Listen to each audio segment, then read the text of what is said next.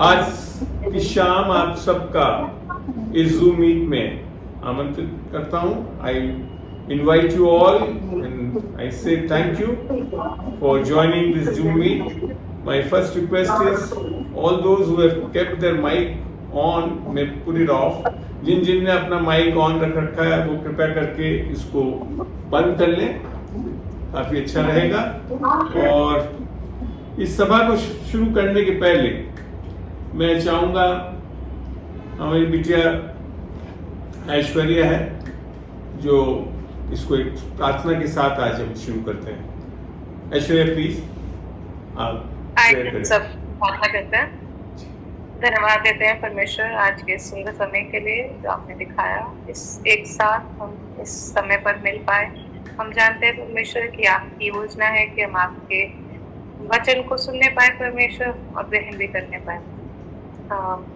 आज के स्पीकर को ब्लेस करते हैं आपके नाम से। जानते हैं परमेश्वर कि उनके मुख से जो जो शब्द निकलेंगे परमेश्वर वो आपकी ओर से होंगे। होने दे परमेश्वर कि हम सब उन शब्दों को परमेश्वर अपने जीवन में ग्रहण करने पाए और अप्लाई भी करने पाए। आपकी आत्मा के द्वारा परमेश्वर लीडिंग हो इस समय में परमेश्वर, और हर एक जन परमेश्वर आपकी उस स्टिल स्मॉल वॉइस को वचन के दौरान सुन पाए।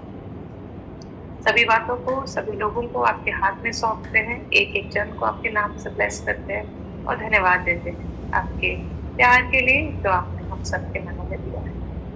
इस मीटिंग को आपके नाम से ब्लेस करते हैं। इस विनती को मांगते हैं यीशु मसीह के नाम से, आमीन आमीन आमीन। थैंक यू ऐश्वर्या, बहुत बहुत धन्यवाद ऐश्वर्या।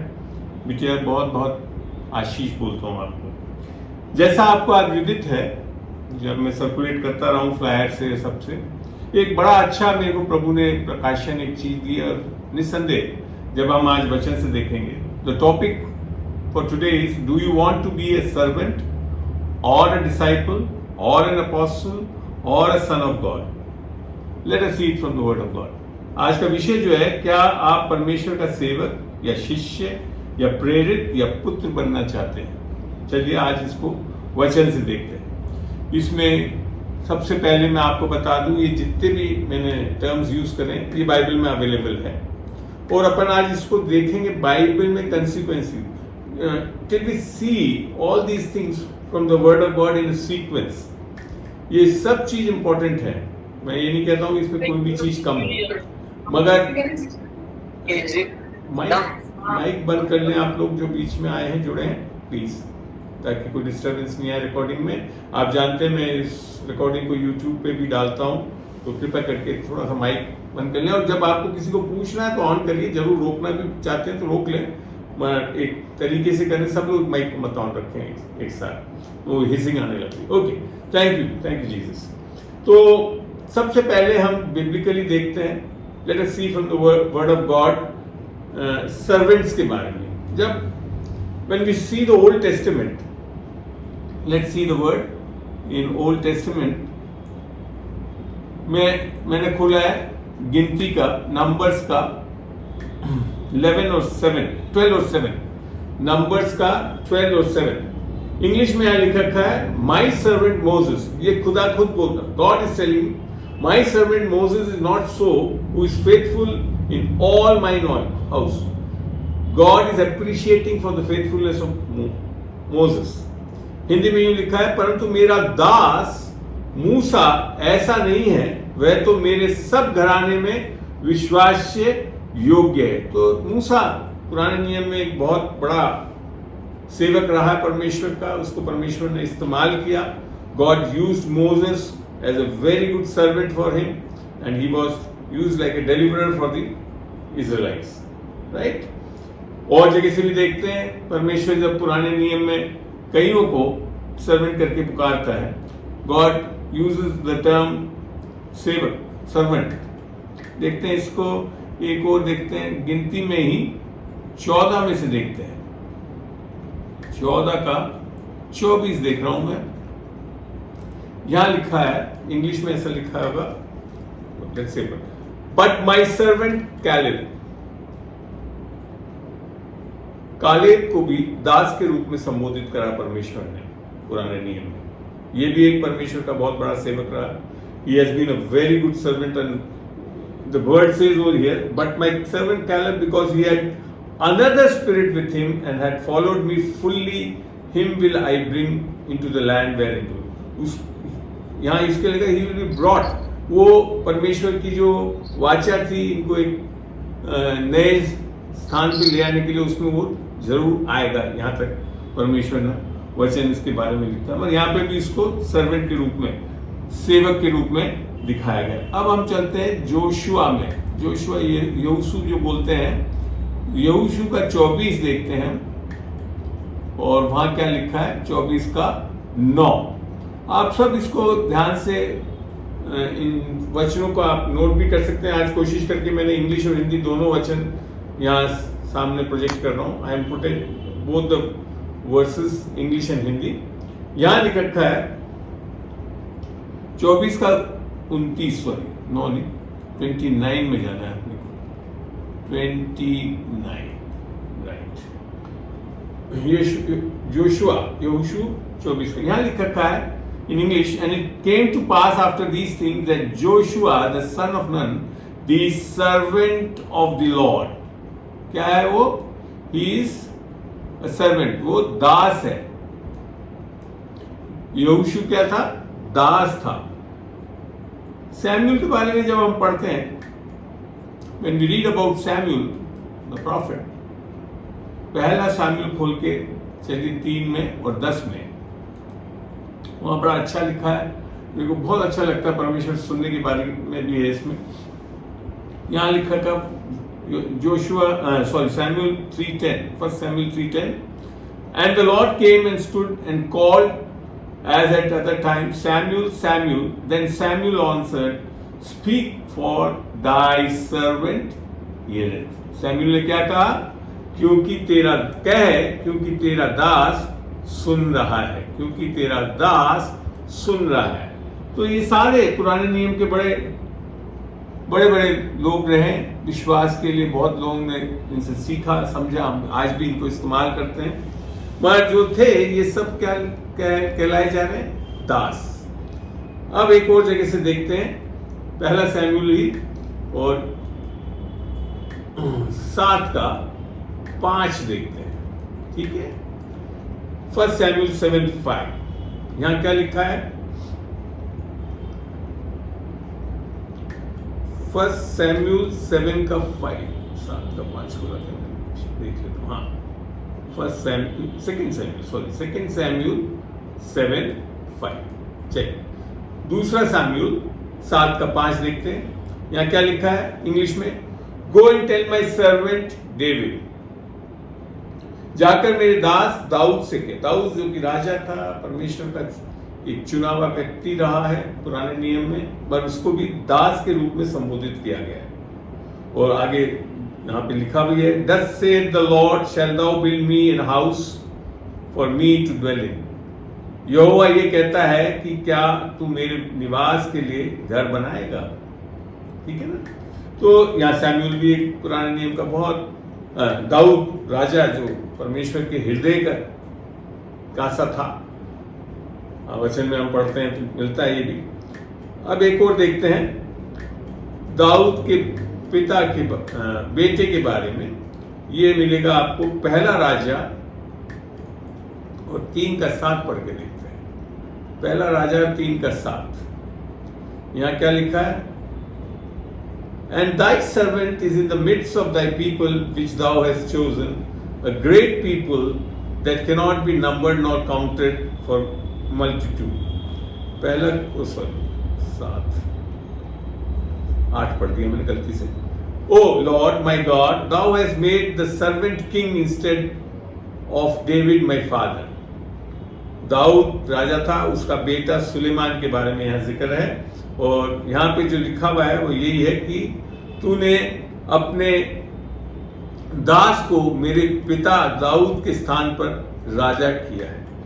तो ये सारी आयतें जब पुराने नियम में पढ़ते हैं तो ये सब जो है बड़े बड़े विश्वास के लोग कहे जाते हैं। इनका जिक्र जब हम इब्रानियों 11 in Hebrews 11 chapter we found all these people, जितने भी मैंने नाम अभी बताए, ये इब्रानियों 11 जो नए नियम में जो चैप्टर है, तो उसमें ये सब पाए जाते हैं।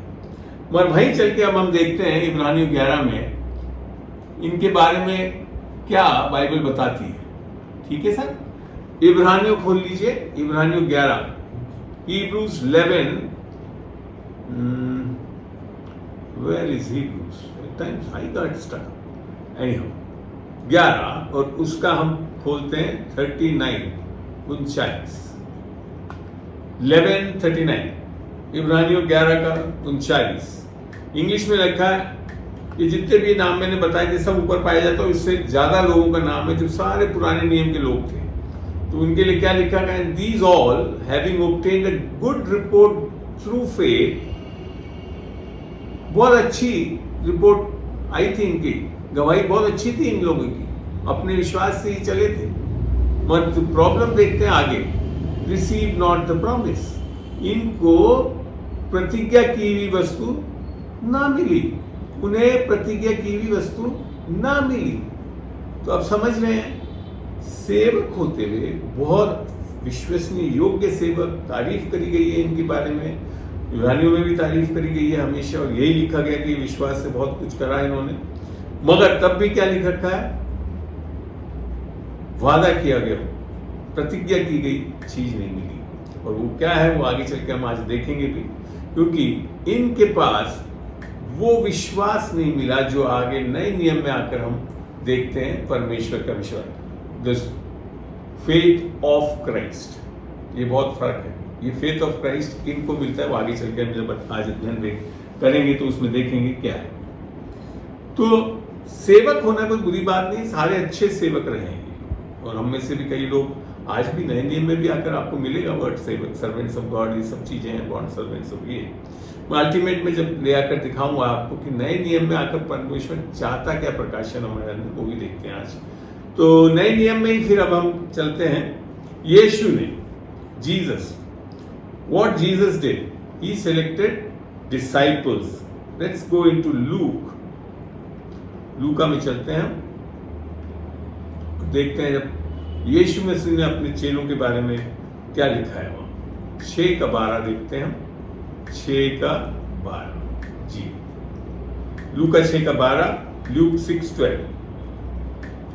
यहां पे लिखा है, and it came to pass in those days that he went out into a mountain to pray and continued all night in prayer. देखिए, परमेश्वर अभी अपने चेलों को चुनने वाला है, और वो पूरी रात पहाड़ पे जाकर प्रार्थना कर रहा है।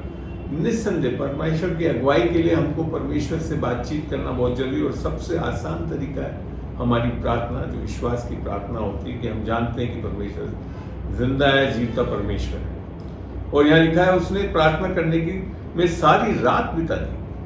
तो बाइबल की एक ऐसी प्रार्थना है जहाँ पे परमेश्वर ने, स्वयं यीशु मसीह ने रात भर प्रार्थना की। तो रात भर भी प्रार्थना करना बिब्लिकल है, और छोटी छोटी प्रार्थनाएं भी करता है परमेश्वर यीशु मसीह। जैसे लाजरस को निकालने की बात है, जी उठाने की, तो कहा लाजरस निकल आया, ये इतनी सी प्रार्थना थी और उसमें वो निकल आया। तो प्रार्थना एक बड़ी और छोटी की बात नहीं, मगर क्या वो सब विश्वास की प्रार्थना है, ये बहुत जरूरी है। उसके बाद after this when he it was day, जब दिन हुआ तो उसने अपने चेलों को चुना है। He called unto him his disciples end of them he chose 12। उसने सुबह जब हुई तो 12 चेलों को अपने पास बुलाया और उनको प्रेरित भी कहा, अपोस्टल्स भी कहा, जो मैंने आज विषय में डाला है ना, सेवक, चेले, प्रेरित, सर्वेंट्स, डिसाइपल्स, अपोस्टल्स। तो इनको प्रेरित भी कहा। तो जो डिसाइपल्स हैं वो प्रेरित भी कहलाए जाते हैं। तो मैं मानता हूं कि इन दोनों में मैं ज्यादा अंतर नहीं करना चाहूंगा, क्योंकि यीशु मसीह ने स्वयं चेलों को प्रेरित बोला। God Jesus himself said that these disciples are also apostles। कौन कौन थे वो?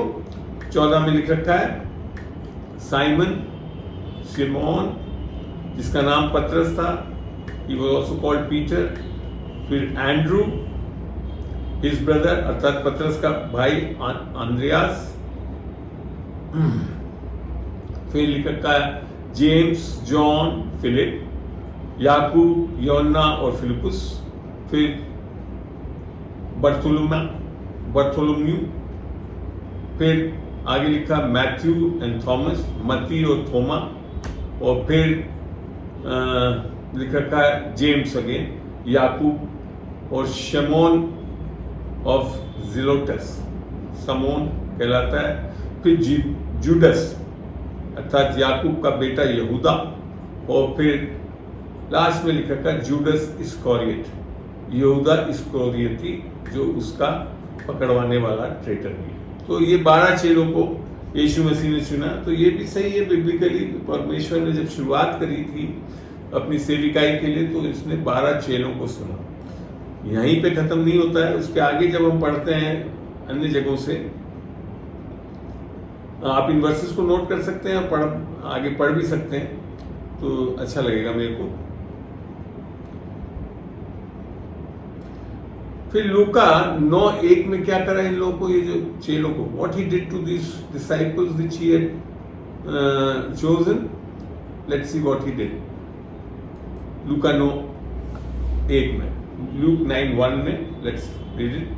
Then he called his 12 disciples together and gave them power and authority over all devils and to cure diseases.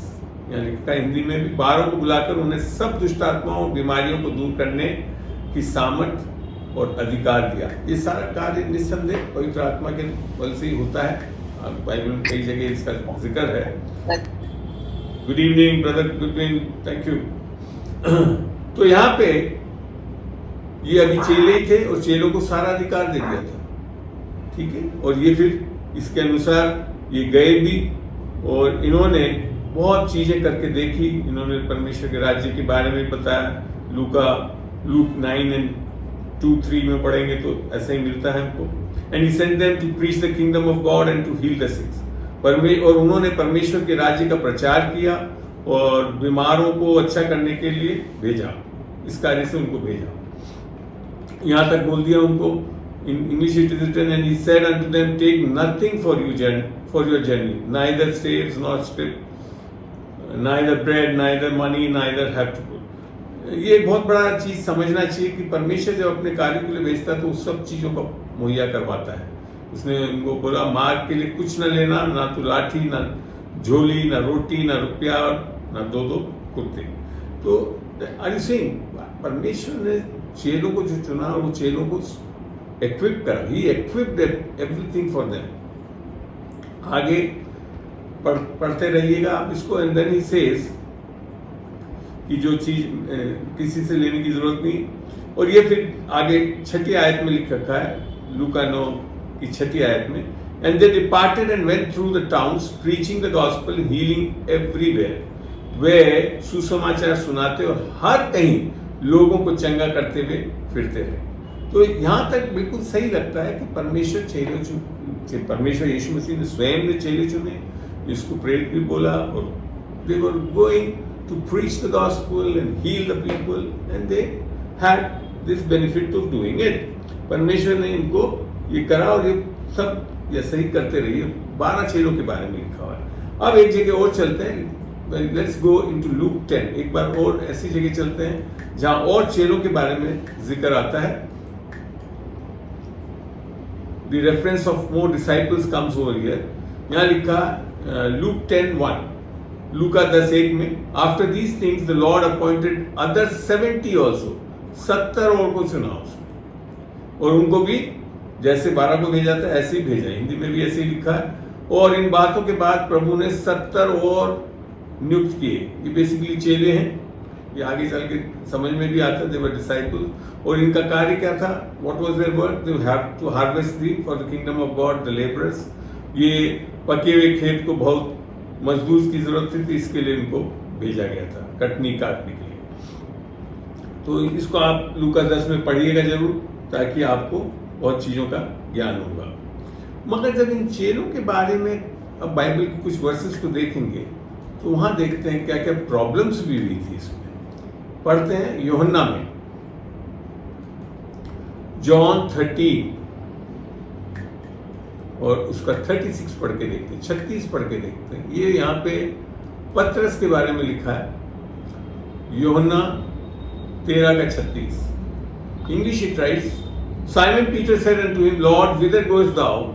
Jesus answered him, Whither I go, thou canst not follow me now, but thou shalt follow me afterwards.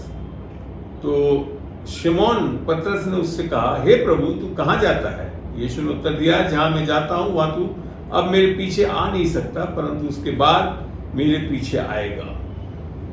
फिर 37 में पतरस ने बोला, क्या बोला? Peter said unto him, Lord, why cannot I follow thee now? I will lay down my life for thy sake. बहुत बड़ी बात बोल दी इसने।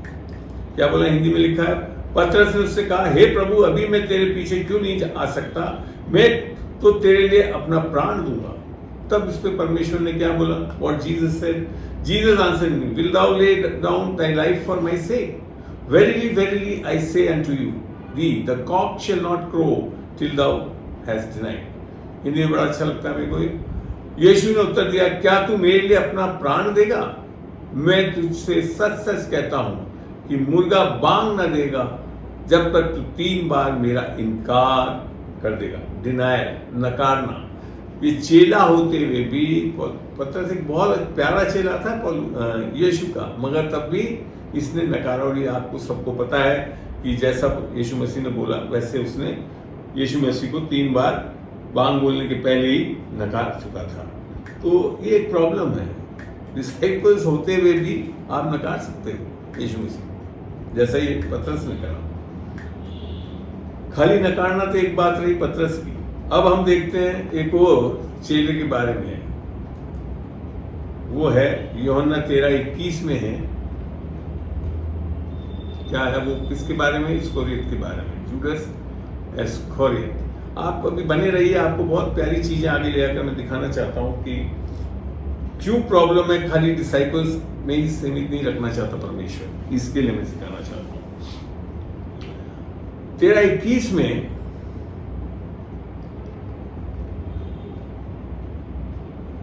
यीशु मसीह बोल रहा है, When Jesus had thus said, he was troubled in spirit and testified and said, Verily, verily, I say unto you that one of you shall betray me.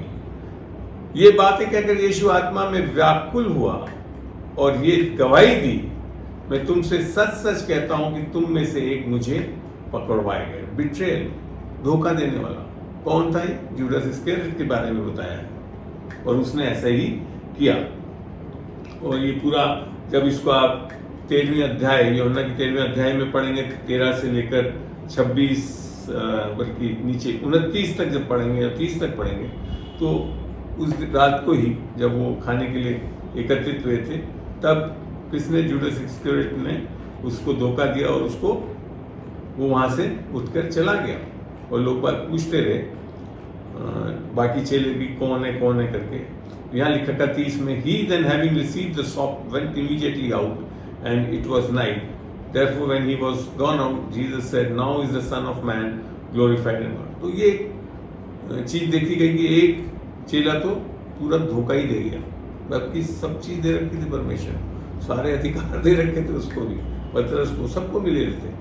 तो ये चीज एक मेरे को बड़ा अचंभा सा लगता है कि चेले होते हुए भी यहाँ पे दिखाया गया है, दर्शाया गया है कि वो धोखा दे दिया करके इसको। यही नहीं, और बार चेलों के बारे में भी देखते हैं, पढ़ते हैं इसको यूहन्ना 6 के 60 में, जॉन 6:60 खोल के देखते हैं।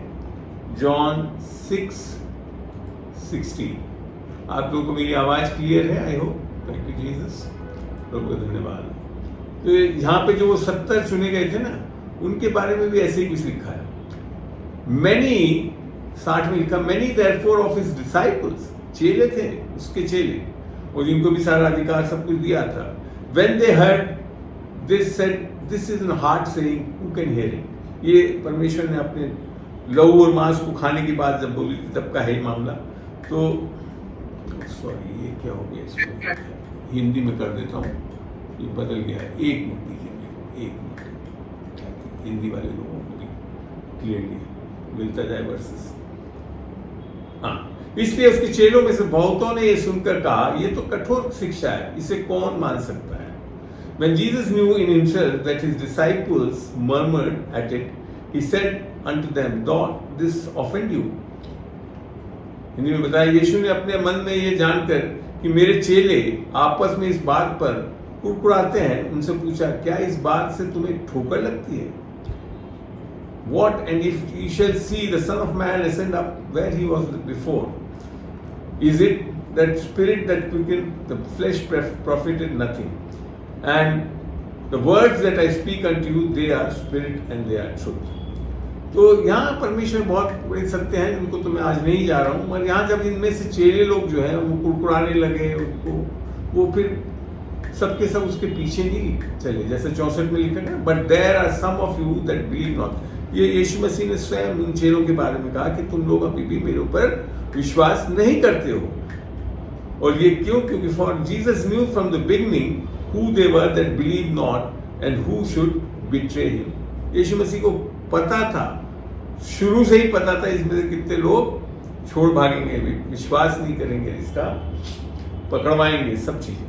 तो चेलों के जब हमें इन चेलों के बारे में देखते हैं अध्ययन करने पे, तो ऐसा लगता है कि हाँ, चेले कई लोग निस्संदेह विश्वसनीय योग्य रहे, बहुत से चेले, मगर कुछ चेले बिट्रेल करा, धोखा दिया, और कईयों ने विश्वास भी नहीं किया। तो यहां जब हम ये सब पढ़ के देखते हैं तो हमें समझ में आता है कि चेले बनने से ही काफी कुछ नहीं है, क्योंकि 66 में बड़ा स्पष्ट लिखते हैं, from that time many of his disciples, इस पर उसके चेलों में से बहुत सारे उल्टे फिर गए और उसके बाद उसके साथ न चले।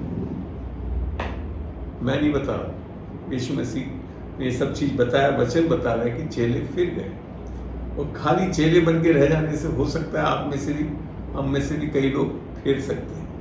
हमें सही लग रहा है या नहीं लग रहा वचन के अनुसार? कुछ सीख रहे हैं आप लोग? कोई रिस्पॉन्स आप लोगों का? बिल्कुल सर। हैं? हाँ जी सर। जी बोले। हाँ सिस्टर बोले। तो चेले अच्छा लग रहा है, चेले अच्छा लग रहा की है। बात नहीं है, यीशु मसीह स्वयं ने चेले चुने। आज भी बहुत सी मिनिस्ट्रीज में अपन लोग चेले की बातें करते हैं, चेले चुनना, चेलों की शिक्षा, मैं खुद भी देता हूँ। चेला शिक्षा देना कुछ गलत नहीं है, मगर मैं आज आपको एक वो प्रकाशन देना चाहता हूँ जिससे हम बड़े विश्वसनीय योग्यता से परमेश्वर के पीछे चल सकते हैं। आगे चलेंगे जब वचनों में तो आगे ये चीजें आएंगी। इनमें से चेलों ने, काफी लोगों ने, अब जब बात आती है यीशु मसीह जब चेलों के बारे में बता रहा था तो उसकी क्या मान्यता थी या क्या बताना चाह रहा था कि चेले कैसे होते हैं, उसको देखते हैं हम यूहन्ना 8:31 में। जी ठीक है, Yuhanna 8:31। Then said Jesus to those Jews which believed on him, ये विश्वास कर रहे यहूदी लोग, उनको बोल रहा है, If you continue in my word, then are you my disciples. यीशु मसीह का सही में चेला कौन है वो यहाँ बताया है। तब यीशु ने उन यहूदियों से उन्हें उस पर विश्वास किया। खाली विश्वास करने की बात नहीं थी, विश्वास के साथ क्या होना चाहिए वास्तव में, जो चेले बनने की बात आती है, तो यदि तुम मेरे वचन में बने रहोगे तो सचमुच मेरे चेले ठहरेंगे। मैं आज भी जानता हूँ कई लोग विश्वासी बोल देते हैं अपने आप, मगर जब बात पूछता हूं मैं, वचन कितना पढ़ा, क्या पढ़ा, अभी 10-10 साल से कहते हैं कि हम विश्वासी हैं, वचन नहीं पढ़ा, अभी तो पूरा नहीं पढ़ते। वहां एक चीज इस कसौटी पे जब कस के देखते हैं तो लगता है कुछ ना कुछ प्रॉब्लम है। वो वास्तव में खाली विश्वासी बन जाना काफी है क्या? विश्वासी बनने के बाद चेला जो कह रहा है प्रभु कौन है? जो वचन में ठहरे रहता है, मतलब he abides in the word of God, dwell करता है, रात दिन पढ़ना निकला वचन को जानने की कोशिश करता है। तो ये बहुत जरूरी है अगर हम कहते हैं कि डिसाइपल्स हैं।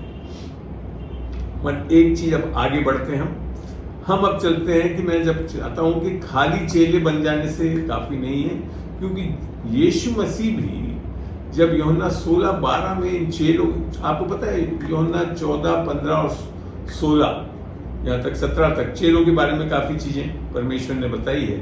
तो यहाँ देखते हैं 16-12 में एक बहुत बड़ी चीज यीशु ने बोला।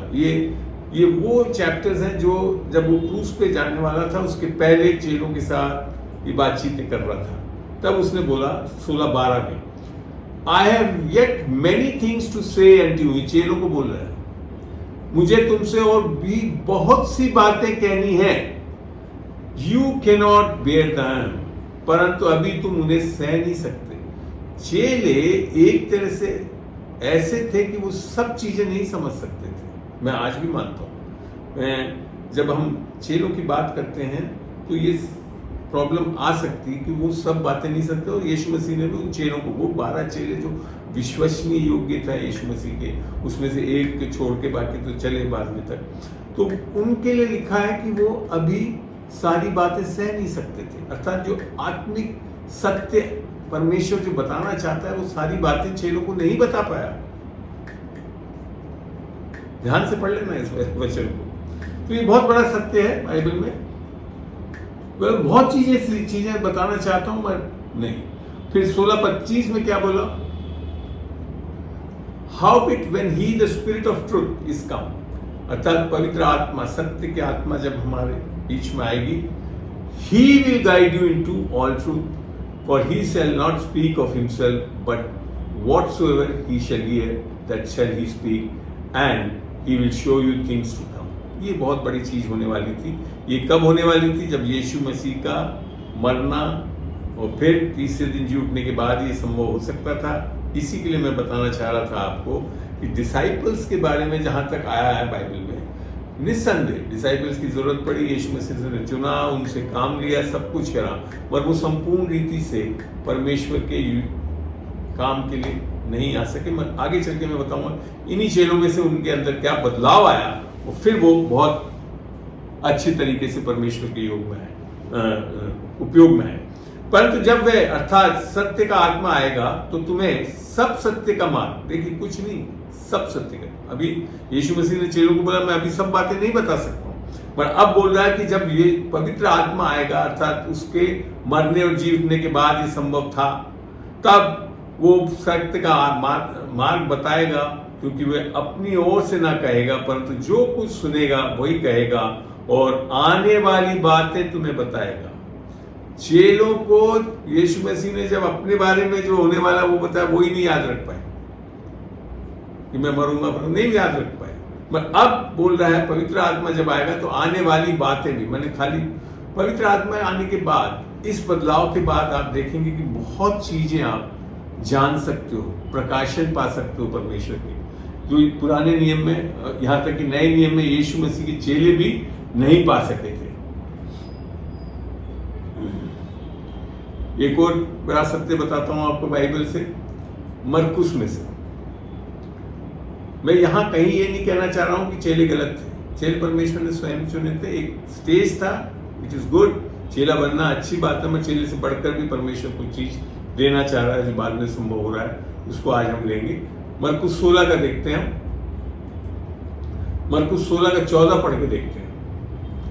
मैंने आपको जैसे बताया था कि यीशु मसीह के टाइम में ही ये चीजें प्रॉब्लम आ गई थी, जब वो जी उठा था, ठीक है, और वो अपने इन चेलों के पास में आए, 11 थे, जूडस क्योंकि मर चुका था, यूदस इस्करियोती जो है वो मर चुका था, आत्महत्या कर ली थी।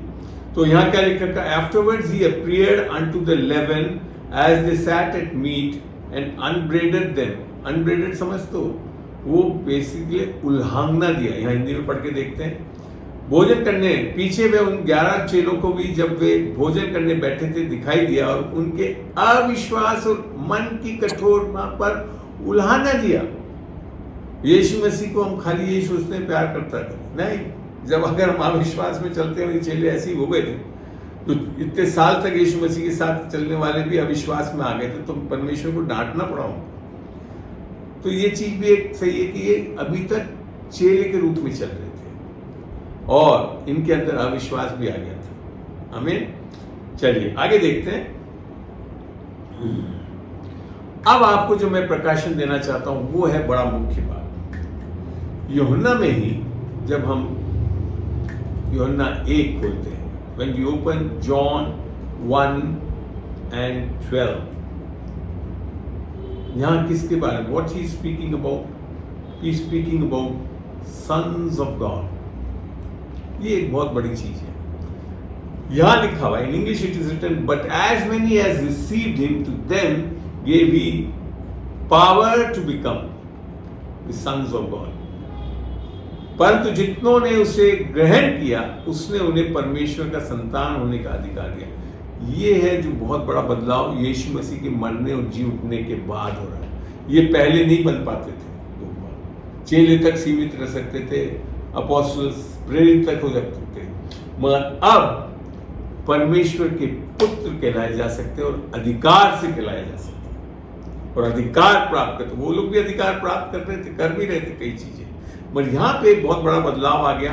अब पुत्र कैसे बन रहे हैं इसके बारे में भी हम देखते हैं। 13 में यहां लिखा हुआ है, which were born not of blood nor of the will of the flesh. ये जो पुत्र बन रहे हैं परमेश्वर के, वे ना तो लहू से, न शरीर की इच्छा से, न मनुष्य की इच्छा से, अर्थात ये हमारा जो शारीरिक जन्म है उससे नहीं हो रहा है। बड़ा स्पष्ट लिखते हैं, ना शरीर की इच्छा से, न मनुष्य की इच्छा से, क्योंकि हमारा जो शारीरिक जन्म किसके द्वारा हो रहा है, हमारे माँ बाप की इच्छा से हो रहा है। ठीक है ना, समझ रहे हैं आप? तो यहां लिखा, बट आगे लिखा है, nor of the will of man but of God. ना ही मनुष्य की इच्छा से परंतु परमेश्वर से उत्पन्न हुए। परमेश्वर के बेटे परमेश्वर की आत्मा के द्वारा उत्पन्न होते हैं। जो पुराने नियम में, यहाँ तक नए नियम में यीशु मसीह जब सुसमाचार सब बता रहा था और चेलों को चुन रहा था, ये सब उन लोगों के बीच में ये संभव नहीं था। मगर जब अब यीशु मसीह मरकर जी उठा, तो जो यीशु मसीह ने स्वयं भी बोला था,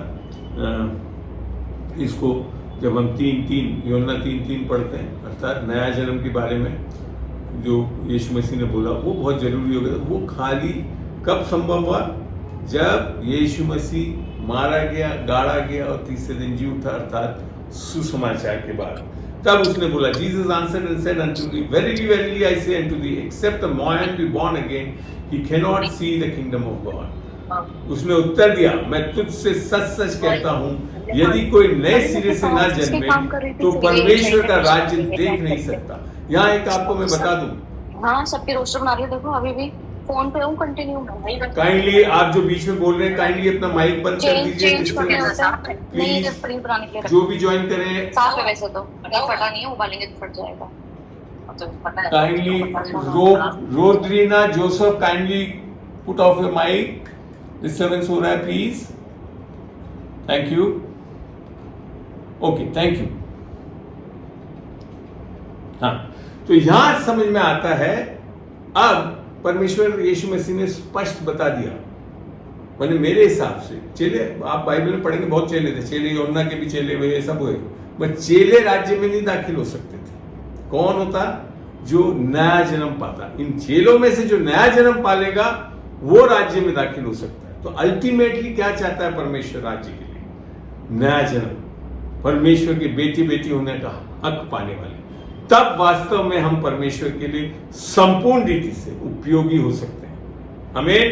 तो ये है नया प्रकाशन। जब धीरे धीरे हम पढ़ते हैं तो बाइबल में सीक्वेंशियली चलते हैं, तो पहले निस्संदेह सर्वेंट्स बने, सेवक बने। We became servants, the old testament people, and then they became, Jesus called them as disciples, as apostles. वो उन लोगों को बुलाया चेले और प्रेरित बनाने के लिए। But now he says you have to become born again and child of God। आपका नया जन्म होना चाहिए परमेश्वर के राज्य में, तभी हम दाखिल हो सकते हैं। इसको थोड़ा सा आगे भी चल के पढ़ते हैं 3:5 में से। Jesus answered, verily verily say I unto thee, except a man be born of water and of the spirit। ये वाला जो बर्थ है बहुत जरूरी। born of water तो बेसिकली हमारा फिजिकल बर्थ है, हमारा शारीरिक जन्म है। ये मेरी पूरी शिक्षा है इसके बारे में। ये यहाँ पे बैप्टिज्म, वाटर बैप्टिज्म के बारे में नहीं है। ये मात्र शारीरिक जन्म होना जरूर। हमारा जब तक शारीरिक जन्म नहीं होगा तो हमारा आत्मिक जन्म भी नहीं हो सकता। इसके लिए दोनों जन्म हमारा होना बहुत जरूरी है। और फिर लिखा गया, he can not enter the kingdom of God. वो परमेश्वर के राज्य में दाखिल नहीं हो सकता। That which is born of the flash, यहाँ पे जब स्पष्ट भी कर दिया, मैंने कहा ना जल से जन्मना अर्थात आपका शारीरिक जन्म, फ्लैश शरीर से जन्मा है, वह शरीर है, but which is born of the spirit, परमेश्वर की आत्मा से जन्मा है, वो आत्मा जन्माती है, अर्थात we become the children of God in the spirit. हम परमेश्वर के बेटे बेटी आत्मा में होते हैं, जन्म पाकर आत्मा से। आमीन। ये है सबसे बड़ा revelation in the new testament. ये होना बहुत जरूरी है, अन्यथा खाली चेले बन के रह जाएंगे तो हो सकता है इस चीज का प्रकाशन अगर हमको नहीं और ये नहीं ले रहे हैं तो हमारा फिर कोई वजूद रह नहीं सकता। हमें समझ में आया यहां तक? तो यहां पे फिर आप इसको पूरा पढ़ लेना। यूहन्ना 3, 6, 7, 8 में लिखा है जैसे हवा चलती है इधर से उधर तब कोई पता नहीं पड़ता, ऐसे ही नया जन्म भी जब आत्मा से होता है, मगर हमको ये आगे चल के मिलेगा कि कैसे हमारे अंदर ये गवाही आती है कि हम बेटे बेटे। अब इसका सबसे अच्छा प्रकाशन का वचन मैंने देखा, गलतियों 4 को पढ़ के देखते हैं। गलेशियंस 4 का 4 से पढ़ रहा हूं मैं, थोड़ा लंबा पढ़ूंगा इसको पूरा। यहां यूं लिखा है, but when the fullness of the time was कम, परंतु जब समय पूरा हुआ तो परमेश्वर ने अपने पुत्र को भेजा, अर्थात यीशु मसीह को, जीसस क्राइस्ट केम। और वो किसके द्वारा आया? एक वुमेन के द्वारा आया। ही केम थ्रू द वुमेन, वो स्त्री के द्वारा जन्मा, अर्थात उसकी मरियम जो माँ थी। और फिर लिखा है, to redeem them that were under the law that we might receive the adoption of sins. ये क्यों हुआ है? एक मुख्य कारण यीशु मसीह का आने का क्या था? बहुत कारण है जिसके लिए आया यीशु, पापों की माफी के लिए, शैतान पे विजय पाने के लिए, मगर ये एक बहुत बड़ा इंपॉर्टेंट काम था कि वो हमको ले पालक होने का पद मिले। ये है एडॉप्शन, जो आगे चल के हम पढ़ेंगे, स्पिरिट और एडॉप्शन भी आएगा। And because you are sons of God, अब क्या बोल रहा है? क्योंकि तुम किसके बेटे हो? परमेश्वर के बेटे हो, इसलिए परमेश्वर ने अपने पुत्र के आत्मा को, जो हे अब्बा हे पिता कहकर पुकारता है, हमारे हृदय में बोला है। Because you are sons of God, God has sent the spirit of son into your hearts crying abba father. ये है अल्टीमेट। परमेश्वर की योजना क्या थी? कि हमको बेटे बेटी होने का हक मिले, और हम परमेश्वर को मात्र परमेश्वर के रूप में नहीं, परंतु पिता परमेश्वर के रूप में जान सके और उसको पुकार सके। और यहाँ पे ये शब्द जो अब्बा है, ये इब्रानी शब्द है, और ये इसको पवित्र आत्मा ने जानबूझ के रखा, क्योंकि इससे अच्छा इंटीमेट रिलेशनशिप और कुछ नहीं होता है बाप और बेटे का। ठीक है? तो ये है कि अब हमारे को यीशु की आत्मा क्यों दी गई है? ताकि हम परमेश्वर के बेटे बेटी हों। जब हम बेटे बेटी हो जाते हैं तो क्या मिलता है फिर हमको? Wherefore thou art no more a servant। देखो बड़ा स्पष्ट बता दिया, अब आप सेवक के रूप में नहीं है, बट अ सन। मैं आपको सही बता दूं, मेरे को ये बड़ा अच्छा लगता है। मैं अक्सर ऊपर बोलते हैं ना परमेश्वर के सेवक, वो गलत नहीं, मैंने बताया बाइबल में है, न्यू टेस्टामेंट में भी लिखा था। मगर मेरे को बड़ा अच्छा लगता है जब कोई बोलता है परमेश्वर का बेटा हूं। और जब मेरे को अच्छा याद है, मेरी जब प्रभु में आया, मैं यीशु मसीह को ग्रहण करा, तो जब शुरुआत में ही परमेश्वर ने मेरे से बातचीत करी तो यही आवाज सुनता था, बेटा सुन मेरी। और वो चीज मेरे को यहाँ पढ़ के बड़ा स्पष्ट हुआ कि सच में परमेश्वर आपको मात्र सेवक या सर्वेंट या डिसाइपल्स में नहीं रखना चाहता, वो आपको बेटा बनाना चाहता है, बेटा बेटी। और आपको ये भी बता दो, आत्मा में नर और नारी नहीं होती, और इसी के लिए आप ट्रायम्फ गॉड में भी फादर सन देखते हैं, तो आत्मा में बेटा ही बनते हैं हम लोग सब, चाहे नर हो या नारी हो। हाँ, हम प्राण और शरीर में जरूर नर नारी हैं अलग, ये बिब्लिकल है, इसके ऊपर मेरी पूरी समझ दे सकता हूँ, आज मैं नहीं जा रहा हूँ। But in the spirit we are basically sons of God, चाहे आप लेडी हो या जेंट्स हो। ये गलतियों में ही है कि चाहे नर नारी को, जब यीशु मसीह में हम सब एक है करके लिखता है। तो ये चीज है अल्टीमेट। तो परमेश्वर क्या चाहता है हमको? बेटा। और साथ में फिर लिख रखा है, जब हम बेटे बनते हैं, then an heir of God through Christ. Hindi में क्या लिखा है? तो परमेश्वर के द्वारा वारिस भी हुए। चेले वारिस नहीं बन पाए, मगर बेटे वारिस बनते हैं, क्योंकि परमेश्वर राज्य स्थापित कर रहा है और राज्य को चलाने के लिए एक वारिस होना बहुत जरूरी है। और हम सबको वो एक वारिस के रूप में लेता है, बेटा बनाकर। आमीन। प्रभु का धन्यवाद हो। इस प्रकाशन से हमको बड़ा अच्छा लगता है। ये चीज को यीशु मसीह ने बहुत अच्छा समझाया कि इसको पढ़ के देखते हैं हम। मती खोलते हैं, मती में 11वां अध्याय खोलिए, 11वां का 11वां पढ़ के देखते हैं। बड़ा अच्छा लगता है मेरे को ये, जिससे मेरे को ये बहुत सही समझ आई मेरे को। मती 11 का 11 जी, यहाँ लिखा है, इंग्लिश में पहले से बता रहा हूँ। Verily I say unto you, among them that are born of woman, there had not risen a greater than John the Baptist. स्त्री से जन्मे में सबसे महान बाइबल क्या डिसाइड, और ये यीशु मसीह स्वयं बोल रहा है, जॉन द बैप्टिस्ट, यूहन्ना बपतिस्मा देने वाला, उसको सबसे महान माना है एक हद में आकर। फिर मगर आगे लिखता है, notwithstanding he that is least in the kingdom of heaven is greater than he. आगे हिंदी में लिखा है, राज्य, परंतु जो स्वर्ग के राज्य में छोटे से छोटा है वह उससे भी बड़ा है। आपको पता है, यीशु यूहन्ना जो गर्भ में था तभी आत्मा से भरा हुआ था, मगर जो नया जन्म पाया हुआ व्यक्ति है उसकी आत्मा में ही परमेश्वर की आत्मा बसावट कर चुकी है। पुराने नियम में परमेश्वर की आत्मा लोगों पे आती थी, सेवकों के ऊपर आती थी और परमेश्वर उनको इस्तेमाल करता था। डिसाइपल्स को अधिकार जरूर दे दिया परमेश्वर, तब भी उनके अंदर नहीं था आत्मा। बाद में जाकर ये चेले बेटे बेटी होने का हक भी पाए, इसके लिए बाद में आया भी इनके अंदर, बेटे बेटी बने ना, डिसाइपल्स चेले बने हुए नहीं रहे। ये चीज आप अगर आगे पढ़ोगे तो सब चीज समझ में आते जाएगा। तो बेसिकली जो क्या है कि परमेश्वर के राज्य में जो सबसे छोटा भी है वो सेवकों में से बढ़कर है, सेवा करने वालों से ज्यादा बढ़कर है। और ये आप और हमको जो नए नियम के लोग हैं, जो यीशु मसीह के क्रूस पे किए गए कार्य के बाद ये जब संभव हुआ तब हमको ये प्रिविलेज मिलता है।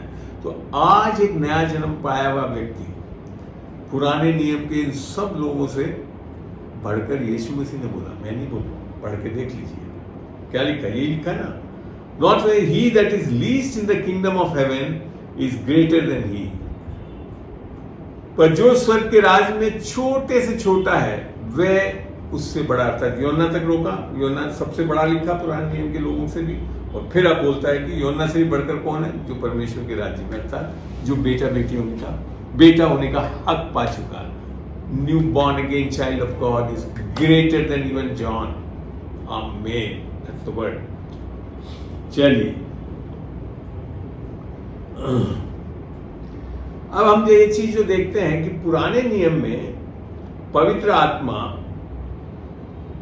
सेवकों के साथ था, ठीक है। In the old testament the holy spirit was with the servants and then he was with the disciples in the new testament. नए नियम में आकर चेलों के साथ भी था, सारा अधिकार पाकर जो कर रहे थे। बट अब now he is in the sons. अब परमेश्वर की पवित्र आत्मा हमारे बेटों के अंदर है। हमें बहुत फर्क है। सेवक के साथ था, चेलों के साथ था, पर आज हमारे अंदर है। इसको पढ़ते हैं हम, यूहन्ना में से देखते हैं। यूहन्ना, जॉन बोलिएगा,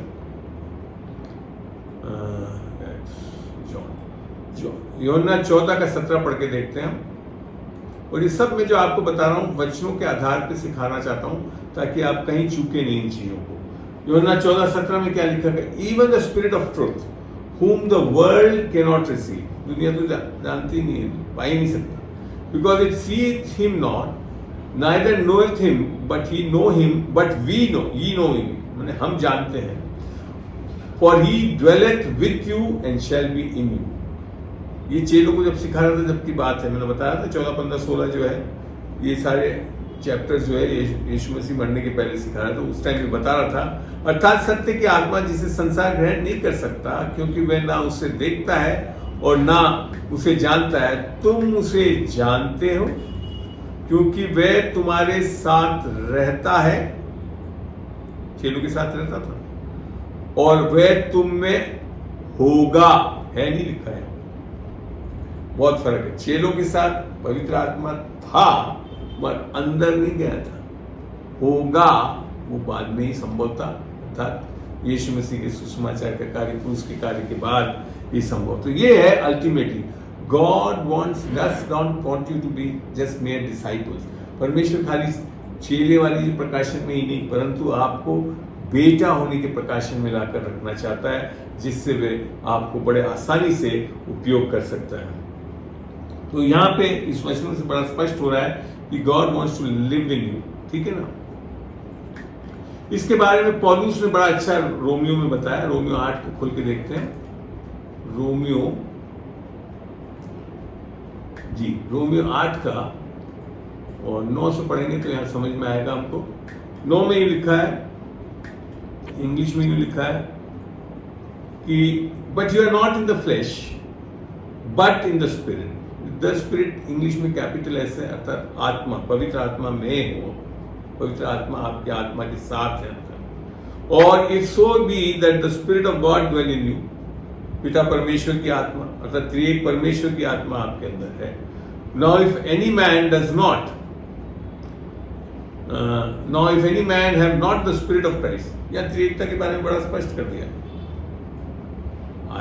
the spirit of Christ, the spirit of God, God the father and the holy spirit. लोग बात बोलते थे एकता है नहीं, बाइबल में है। यहाँ पे हिंदी में भी थोड़ा ऐसा ही लिखा, क्योंकि यहाँ पे एस कैपिटल और ये सब नहीं होता है। परंतु जबकि परमेश्वर का आत्मा तुम में बसता है तो तुम शारीरिक दशा में नहीं परंतु आत्मिक दशा में हो। यहाँ मैं जो बताना चाहता हूँ, आत्मिक कब बनते वास्तव में? खाली आत्मा में साथ होने से आत्मिक नहीं बनते। आत्मिक तब बनते हैं जब हमारा नया जन्म होता है। अब आप समझ सकते हैं, चेले ठीक है, आत्मा साथ काम करता था, अधिकार दे रखा था, तब भी पूर्ण रूप से आत्मिक नहीं थे। इसीलिए यीशु मसीह बोला, मैं अभी आज तुमको सब बातें नहीं बता सकता, मैं सत्य का आत्मा आएगा तब तुम्हारे को ये सब चीजें समझ में आएगी। तो जो नए नियम में आकर ये चीज हो रही है। यदि किसी में मसीह का आत्मा नहीं तो उसका जन्म नहीं। फिर आगे देखते हैं इसी में 8:14 में क्या लिखा है। 14 में एक बहुत बड़ी चीज लिखी, 14 Romans 8:14, let's see what it is written. For as many as are led by the Spirit of God, they are the sons of God. जितने लोग परमेश्वर की आत्मा के चलाए चलते हैं वे ही परमेश्वर के पुत्र हैं। ये क्यों चल सकते हैं? क्योंकि अब पवित्र आत्मा आपके आत्मा में, वास्तविकता में आप आत्मा है। आप मात्र प्राण और शरीर नहीं है। प्राण तो आप एक रखते हैं साथ में, शरीर में रहते हैं, और वास्तव में आप क्या है? आत्मा। और जब आत्मा आपकी आत्मा में आ जाता तब बड़े आराम से वो चलाने की चला सकता है। इसीलिए मैंने बताया ना, तो ये जो है ना संचित पुत्र बनने से ही ये संभव हो रहा है, अन्यथा नहीं हो रहा था, चेले बनने से नहीं हो रहा था। इसीलिए आपने देखा पतरस ने नकार दिया, पर फिर जब उसने आत्मा पाली सब पाली तो फिर क्या कहने लग गया?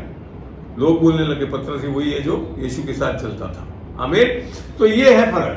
तो परमेश्वर जो आज हमारे को चलाना चाहता है वो बेटा बनाकर चलाना चाहता है, और बेटा वाला जब तक आपको प्रकाशन नहीं होगा तो आप समझ ही नहीं पाएंगे। इसको देखते हैं 15 में, for you have not receive the spirit of bondage, डर की आत्मा आ जाती है, अन्य again to fear, but you have receive the spirit of adoption. आप जानते हैं चेले डर गए थे सारे के सारे, यीशु मसीह को मार दिया कर दिया, सब छुप गए थे जाकर। जबकि लिखा है रेवलेशन में डरपोक लोग सबसे पहले डाले जाएंगे आग की जान। यहाँ हालत ऐसी थी। क्यों था? क्योंकि एक आत्मा उनको परेशान कर सकती, डरा सकती थी। परंतु फिर जब हमारे अंदर स्पिरिट ऑफ एडॉप्शन, लेपालकपन की आत्मा आती है, तो हम बड़े आसानी से परमेश्वर पिता को जान जाते हैं। जब हम पिता को जानते हैं तो हमारे अंदर एक निडरता आ जाती है, क्योंकि यीशु मसीह बाइबल बताते हैं हमारे को परमेश्वर ने डर की आत्मा नहीं दी, परंतु प्रेम, सद्बुद्धि और सामर्थ्य की आत्मा दी, और वो भी कहाँ? हमारे अंदर दी। ऐसा भी नहीं कि आकर वो चला जा रहा है, कहीं हो रहा है। Is there inside you. ये एक बहुत बड़ा फायदा है पुत्र बनने का। आमीन। आगे चलते हैं, हम देखते हैं, और हम पुत्र हैं ये कैसे पता पड़ता है हमको, ये भी बाइबल बताती है। द स्पिरिट, एस कैपिटल है, देखिए पवित्र आत्मा के लिए बारे में लिखा, the spirit itself beareth witness with our spirit that we are the disciples of God, नहीं, चिल्ड्रन ऑफ गॉड। पवित्र आत्मा जब आपके अंदर आ जाती है, नया जन्म आपका जब हो जाता है, पवित्र आत्मा आपके अंदर आकर बसावट कर देती है, तब क्या हो जाता है, हमारे अंदर एक बहुत बड़ी गवाही होती है कि हम परमेश्वर के बेटे हैं। ये मेरे अंदर भी था।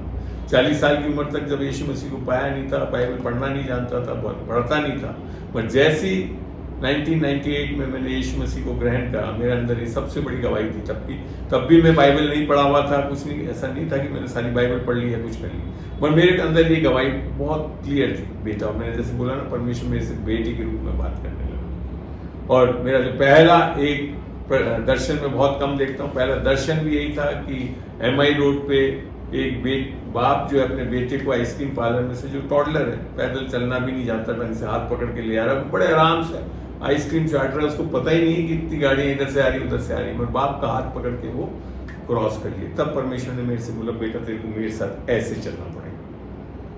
इसके लिए मैं बता रहा हूँ, मैं आज जो बता रहा हूँ मैंने जाना है, सीखा है, समझा है, तब मैं इस चीज को समझा पा रहा हूँ, दे पा रहा हूँ आप लोगों को कि हमको बेटा बेटी बनाने के लिए। और आगे अभी और भी चीजों से मैं पुष्टि करूंगा आपको कि परमेश्वर क्यों चाहता है।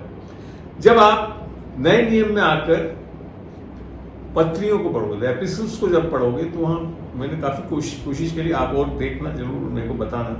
आप सर्च भी मारोगे, जब you will search the words, you won't find the word disciple in the episodes. I was really wonderstruck, मैंने ये चीज करके देखी।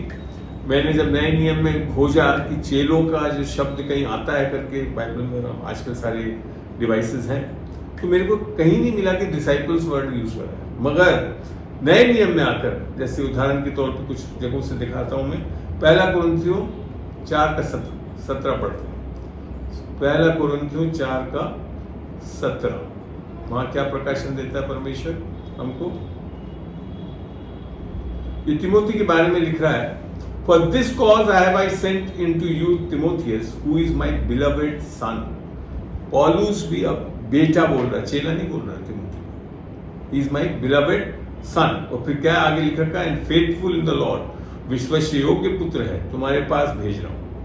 तो ये चीज समझ में आती है, चेले करके इसको नहीं भेजा। अगर 1 तिमोथी 1:2 में भी पढ़ते हैं, वहां पे भी ऐसे कुछ पाएंगे आप। 1 तिमोथी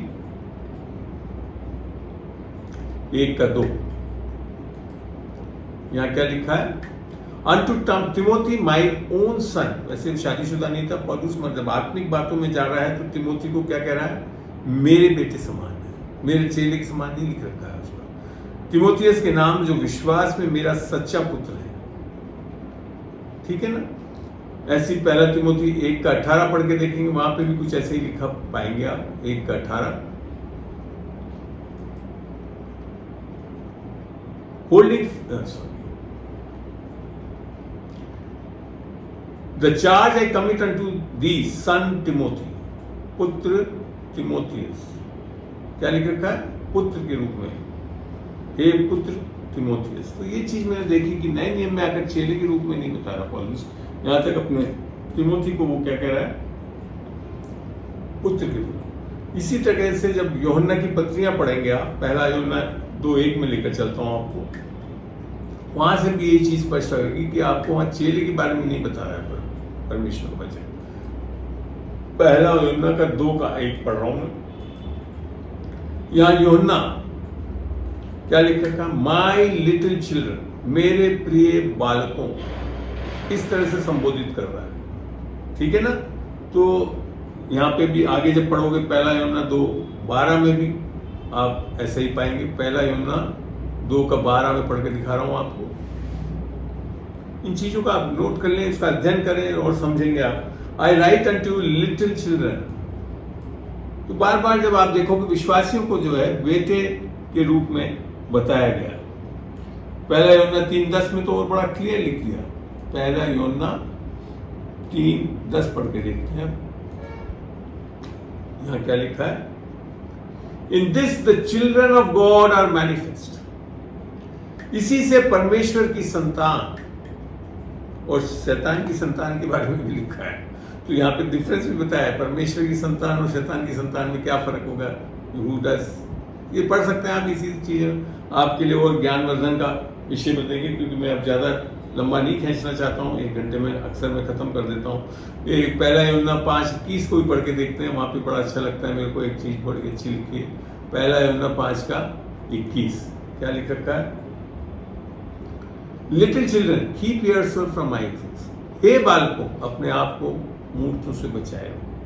तो यहाँ जब हम वचन को देखते हैं तो यहाँ पे अब चेले और आपको सेवक के रूप में नहीं, आपको बच्चों के रूप में, परमेश्वर के बेटों के रूप में आपको देखा जा रहा है परमेश्वर का वचन। और आपको मैं बताऊं, पिता परमेश्वर, इस बाइबल की परमेश्वर की प्रारंभिक इच्छा क्या थी? देखते हैं इसको चल के, लूका 3:38 खोल के देखेंगे। तो ये इच्छा आज भी यूं क्यों बरकरार है। इसी के लिए परमेश्वर ने जो बाद में बोला ना कि जब तक तुम नया जन्म नहीं पाओगे तो परमेश्वर के राज्य में ना जा पाओगे। तो देखते हैं इसको, लूका 3 खोल के मैं आपको दिखाता हूँ, 3:38 क्या लिखा है यहाँ पे? ये है प्रारंभिक इच्छा की। यहाँ क्या लिखा था? Which was the son of Enos, which was the son of Seth, which was the son of Adam, which was the son of God. Amen and amen. Hindi में लिखा था, और वह एनोस का, और वह सेत का, और वह आदम का, और वह परमेश्वर का। आदम क्या था? परमेश्वर का पुत्र था। तो सृष्टि किस तरह से करी थी मनुष्य की? आदम की बेटे के रूप में। अंत कैसे कर रहा है परमेश्वर का वचन?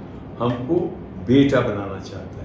तो सबसे ज्यादा प्रकाशन जो है, या सबसे अच्छे जो लोग हैं हम, जो परमेश्वर के लिए उपयोग में भी आ सकते हैं, वो कौन होंगे? जब हम वास्तव में यीशु मसीह के बेटे होंगे।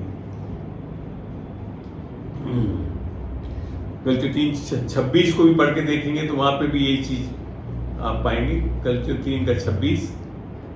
आशा करता हूँ इन वचनों से आपको बहुत प्रकाशन मिलेगा कि हमको वास्तव में क्या बनना है। खाली चेले बन के मत रह जाना, चेले से आगे बढ़ जाइए। क्या बनना है हमको?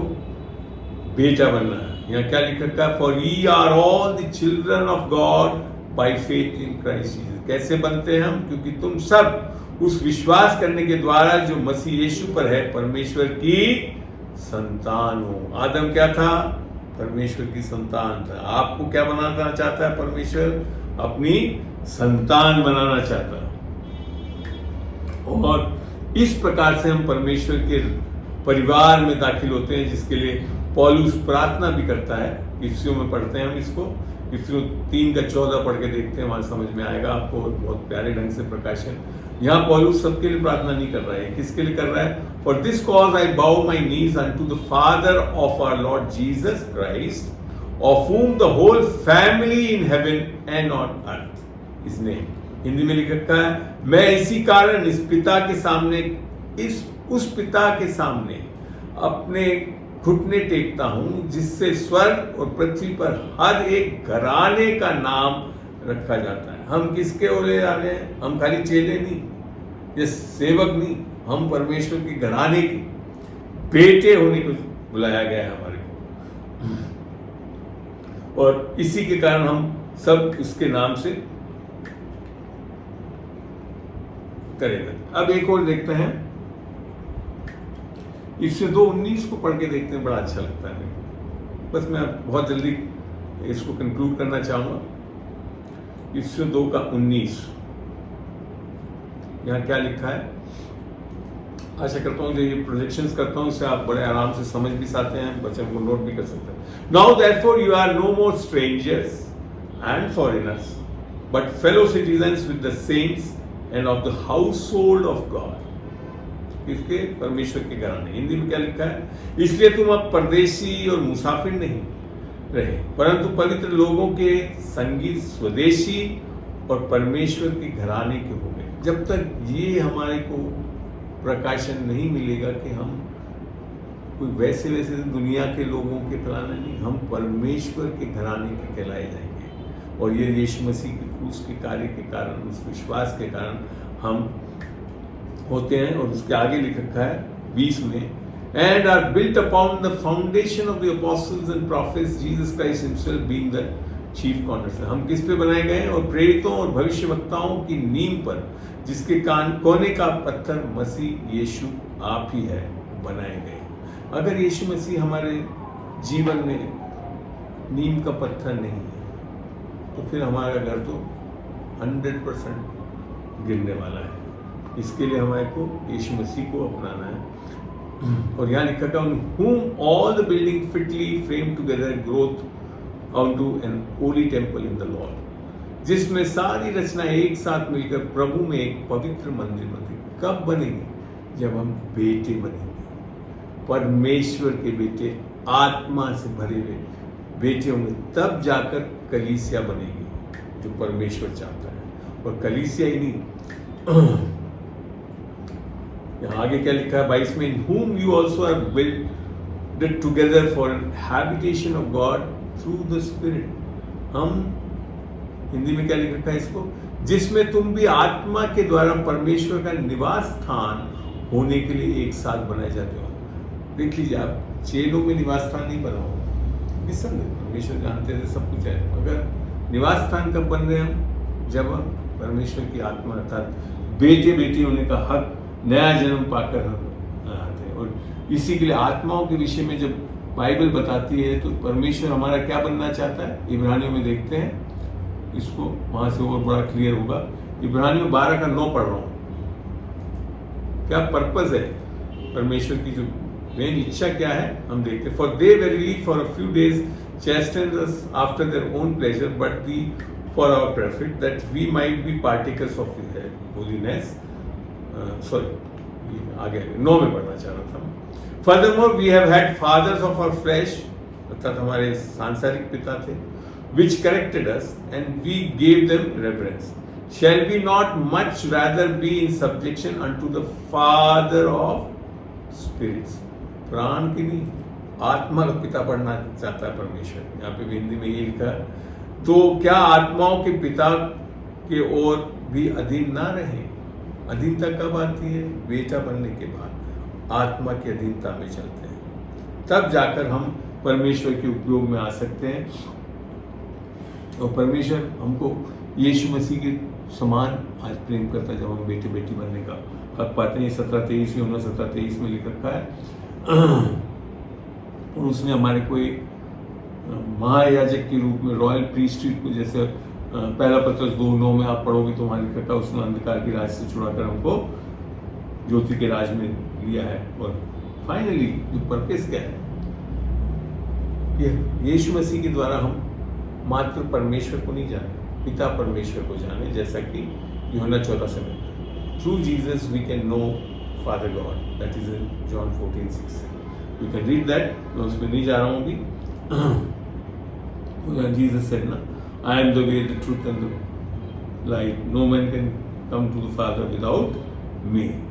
तो ये अंततः क्या है इस पर्पस का, देखते हैं इसको।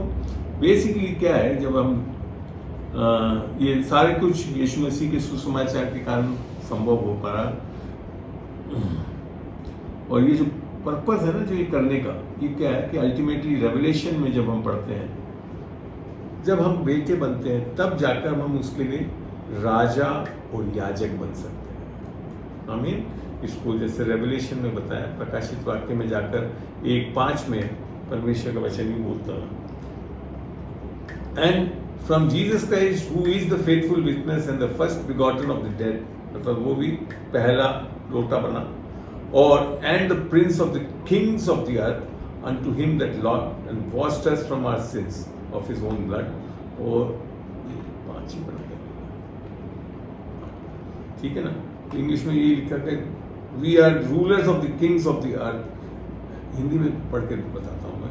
और यीशु मसीह की ओर से जो विश्वास योग्य साक्षी और मेरे मरे हुए में से जी उठने वालों में पहलोटा और पृथ्वी के राजाओं का अधिपति है, तुम्हें अनुग्रह और शांति मिलती रहे, हमसे प्रेम रखता है, और जिसने अपने लहू के द्वारा हमें पापों से छुड़ाया है। और 1:6 में ये लिखता है ये, और हमें एक राज्य और अपने पिता परमेश्वर के लिए याजक भी बनाया। He has made us kings and priests। क्योंकि यीशु मसीह जब वापस आएगा आपको और मेरे को साथ लेकर, तो कैसे आएंगे? राजा और याजक के रूप। और जब तक बेटे नहीं बनेंगे, खाली चेले बनने से ये संभव नहीं था, बेटे बनने से ही संभव है। और ultimately that is what God wants. अंततः परमेश्वर यही चाहता है, सुसमाचार के द्वारा हम बेटे बेटी बनने का हक पाएं, ताकि हम परमेश्वर के लिए बहुत सामर्थ्य जीवन जीने वाले हो सकें। क्योंकि बेटे चेले से भी बढ़कर होते हैं, सेवक से भी बढ़कर होते हैं। और ये मैं अपनी गवाही देता हूँ, मैं अपने पिता को जिस तरह से सेवा कर सका, कोई भी मेरा नौकर नहीं कर पाया। क्योंकि बेटे होने के नाते हम सीधा रिश्ता जानते हैं, और इसी रिश्ते के कारण हम बड़े आराम से चलते हैं। तो अंततः मैं ये चाहता हूँ कि परमेश्वर आपसे, यीशु मसीह आपसे बहुत प्रेम करता है और आपको भरना चाहता है इस प्रकाशनों से और इस सत्य के नॉलेज से। He Jesus loves you, longs to fill you with revelation knowledge of truth, so that you can be mighty sons of God. Praise God. ताकि आप एक बहुमूल्य बेटे बन के परमेश्वर के उपयोग में आ सकें। और यहाँ तक कि यहूदियों के लिए भी, वो खाली यहूदी के रूप में अर्थात सेवकों के रूप में नहीं। जब रोमन्स 9:26 पढ़ते तो वहाँ लिखा था, you are not my people, there they shall be called sons of the living God. ये पढ़ के देख सकते हैं रोमन 9:26 में। यहूदियों के लिए है विशेषकर ये चैप्टर, और वहाँ पे उनको भी बेटा बनाकर रखना चाहता है। हमें, मैं चाहता हूँ कि इस प्रकाशन को आप लें बहुत अच्छी तरह। आशा करता हूँ ये बहुत अच्छा लगा होगा, क्योंकि समय होता जा रहा है, 1 घंटे से ऊपर हो गया, तो मैं चाहूँगा कि इसको अब यहाँ पे विराम दूँ। I think that I should stop over here, and I try to do it in bilingual. I hope both of you Hindi speaking and English speaking people could grasp these verses. I projected all the English and Hindi verses at the back, and in the coming day or two I put this whole recorded video on the YouTube where you can get benefited. Share it, अधिक से अधिक लोगों के बीच में इसका share करें, तो खाली चेले सेवक नहीं, हमको बेटे होकर परमेश्वर के राज्य के लिए बहुत प्यारे ढंग से उपयोग हो सके। आशा करता हूँ ये अच्छा लगा होगा। यहाँ पे मैं इस शिक्षा को समाप्त करता हूँ। I think brother Allen is there. Brother Allen, Yeah, I'm there, brother. I'm there, brother. Yeah brother, I request you to conclude this whole teaching over here with the word of prayer, then I am open for all your questions thereafter. उसके बाद परमेश्वर के जन है ये Elon, brother Elon बहुत अच्छे मेरे मित्र हैं, ये आज इस प्रार्थना से इस सभा को समाप्त करते हैं। फिर आगे किसी को जो पूछना है तो मैं हूं अभी अवेलेबल, आप पूछ सकते हैं। Yes brother, You want me to pray pray in Hindi or English? Anything brother, English Hindi, thank you. पिता परमेश्वर, हम धन्यवाद देते हैं अपने जीवन के लिए, धन्यवाद देते हैं प्रभु यीशु मसीह के लिए, धन्यवाद देते हैं प्रभु यीशु मसीह के वचन के लिए, और धन्यवाद देते हैं कि आपका वचन कहता है तुमने मुझे नहीं चुना है, लेकिन मैंने तुम्हें चुना और नियुक्त किया है ताकि तुम जाके फल लाओ और फल तुम्हारा हमेशा बना रहे। यस, हम प्रार्थना करते हैं पिता परमेश्वर, जो आपके वचन के द्वारा आज आया है वो फल लाए पिता परमेश्वर हमारे जीवन में। और ये वचन जो है पिता परमेश्वर जो सिखाया गया है वो आत्मिक वचन है, और आत्मा में होकर पिता परमेश्वर हम इस वचन को पढ़ें और उस पर मनन करें, ताकि वचन के द्वारा हमारे जीवन में पिता परमेश्वर वो चीजें हों जो अद्भुत हों पिता परमेश्वर, चमत्कार हो हमारे जीवन के द्वारा। पिता परमेश्वर, आपका वचन कहता है कि परमेश्वर का राज खाना पीना नहीं है, लेकिन वो धार्मिकता है, वो आनंद है, और वो शांति जो पवित्र आत्मा में है। पिता परमेश्वर, हम प्रार्थना करते हैं कि पवित्र आत्मा के द्वारा हम अपने जीवन को बिताएं, पवित्र आत्मा के द्वारा हम वचन को पढ़ें, पवित्र आत्मा के द्वारा हम प्रार्थना करें। और जब हम ये करते हैं पिता परमेश्वर, तो हमारे जीवन के अंदर बहुत सी चीजें जो हैं जो परमेश्वर की नहीं है वो हमारे जीवन को में से निकलती हैं, और हम परमेश्वर के वचन के द्वारा और भी तृप्त होते हैं, और पिता परमेश्वर आपके वचन पर चलते हैं। आज पिता परमेश्वर जो वचन सिखाया गया है उस पर हम मनन करें, उस वचन पे चलें, उस वचन को अपने जीवन में लगाएं, ताकि हमारा जीवन एक बहुत आयत का जीवन हो। क्योंकि आपका वचन कहता है मैं बहुत आयत का जीवन तुम्हें देने आया हूं, और होने दीजिए वो बहुत आयत का जीवन हम इसलिए पाएं क्योंकि आजकल जो संसार में हो रहा है पिता परमेश्वर, वो अंधकार की बातें हो रही हैं, और आपका वचन कहता है मैंने तुम्हें ज्योति और नमक बनाया है। होने दीजिए पिता परमेश्वर इस अंधकार में इस वचन के द्वारा हम ज्योति बन सके, अपने परिवार में, अपने सोसाइटी में, अपने काम के जगह और जहां भी आप हमको रखते हैं, हम उस जगह भी ज्योति का कारण बने, क्योंकि आप हमारे ज्योति हैं पिता परमेश्वर। धन्यवाद देते हैं इस टीचिंग के लिए, धन्यवाद देते हैं आपका वचन जो बहुत आयत से पवित्र आत्मा के अभिषेक में आया है, हमको भी अभिषेक करे पिता परमेश्वर, ताकि पवित्र आत्मा के द्वारा हम वचन को सीख के अपने जीवन में चल सके। धन्यवाद देते हैं भाई के लिए कि उन्होंने वचन सुनाया है, उनको बहुत आशीष दीजिए, और जितने सुनने वाले हैं उनको भी बहुत आशीष दीजिए पिता परमेश्वर। इनके परिवार को और जो सुनने वाले हैं उनके परिवारों को भी पिता परमेश्वर आप बहुत आयत की आशीष दीजिए, ताकि आने वाले दिनों में पिता परमेश्वर इनके जीवन के द्वारा बहुत से लोग वचन सुन सके और प्रभु के राज में जुड़ सके। ये प्रार्थना अपने उद्धारकर्ता प्रभु यीशु के नाम मांगते, सुनो, ग्रहण करें। आमीन। आमीन आमीन।